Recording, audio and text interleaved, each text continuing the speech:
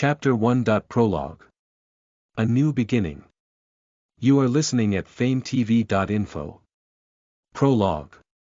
Many people believe in the theory of the multiverse even with no evidence supporting such a claim.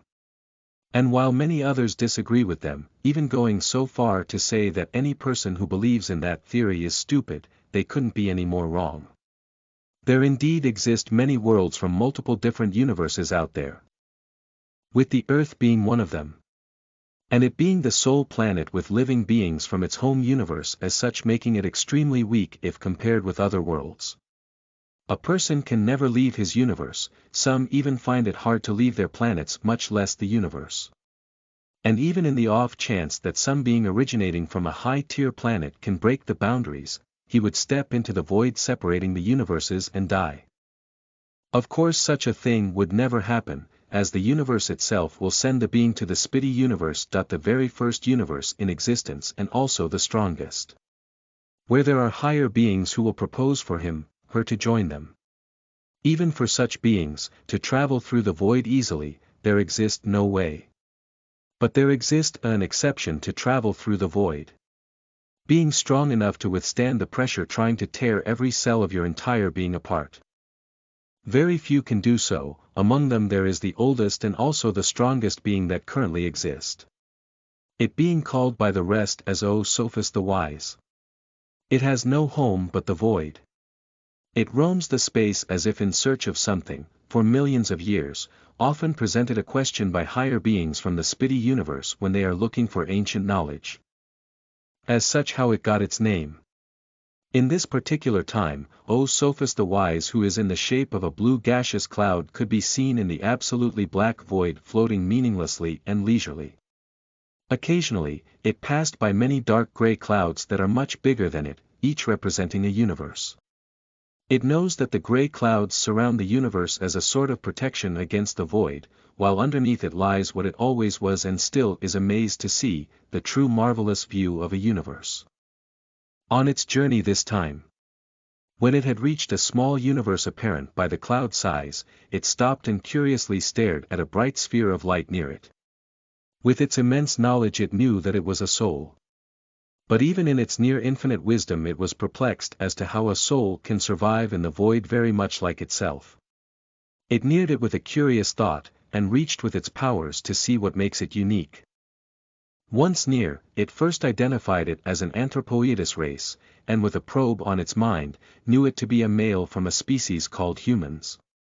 And as it continued reading his mind, it soon knew of his whole life and a planet named Earth that it saw was very weak, and only focused on the technology side, and even at that it didn't reach a very high level like some universes it knew of. Even after probing for information, the being was still left wondering for its unanswered questions. But as wise as it is, it could very easily reach a conclusion. O Sophist the Wise knew that the souls all enter into the reincarnation cycle in the very universe they originated from by means it didn't know of, but always wondered about. As such this lost soul too was perhaps going to enter the cycle, but somehow it ended up here in the void.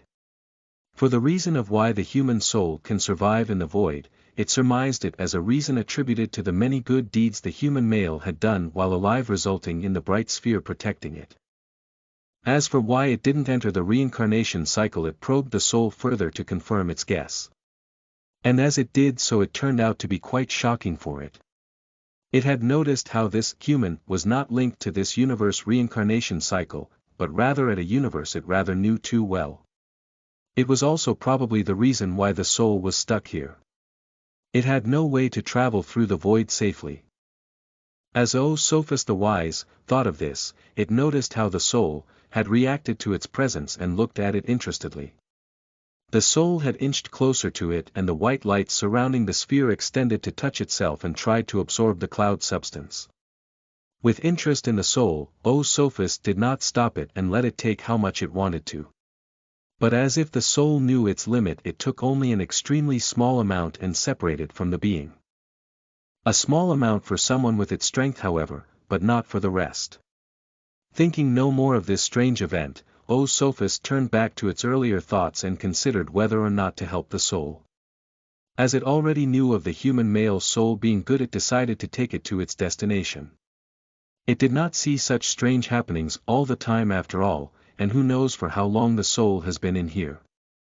As Sophus the Wise was extremely strong, it had no trouble reaching the soul's destined universe easily in a fraction of a second. The being mused that the human could be said to be in a situation of fortune in misfortune. As while he died young and was trapped in the void, such exposure was guaranteed to make him gain special abilities. Ones he will need where he was going to. And he had even interacted with Sophus's energy, which can be considered as a blessing for him. Sophus the Wise watched as the soul entered the universe that it itself entered to live a short life of few millennials in from time to time. It was perhaps the most mysterious universe in existence, and the only one named.